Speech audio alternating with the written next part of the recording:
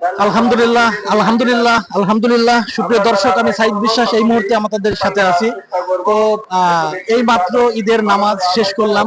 আমাদের প্রাগপুর যে বড় মসজিদ, সেখান থেকে আমাদের ঈদের নামাজ শেষ করলাম। এটা আমাদের পূর্বপুরুষরা এই মসজিদে নামাজ পড়ে এসেছে এবং সেই ওয়ারিশ সূত্রে আমরাও ঈদের নামাজ এই মুহূর্তে শেষ করলাম, খুতবা শুনলাম। তো এখন কিছুক্ষণ পরেই মোনাজাত হবে এবং আদায় পর্ব চলছে।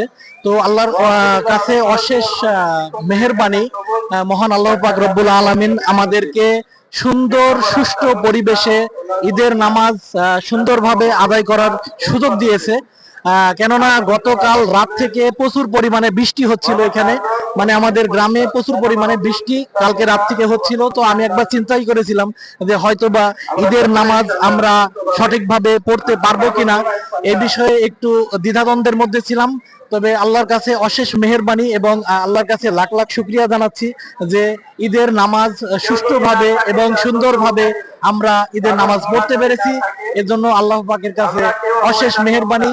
এবং ঈদ এমন একটা খুশির দিন যে এইখানে এসে এবং ঈদের নামাজ বাবা এবং আত্মীয় স্বজন, পাড়া প্রতিবেশী এবং এলাকাবাসীর সাথে একসাথে পড়তে পারাতে খুবই ভালো লাগে। যার কারণে মানুষ এত এত টাকা খরচ করে শুধুমাত্র এত যানজট এত কিছুর বিনিময়ে তারা শুধু ঈদের নামাজটা পরিবার পরিবর্তনদের সাথে এবং এলাকাবাসীর সাথে তারা ঈদের নামাজটা সঠিকভাবে সবাই পড়তে পারার জন্যই আমরা সবাই দূর দূরান্ত থেকে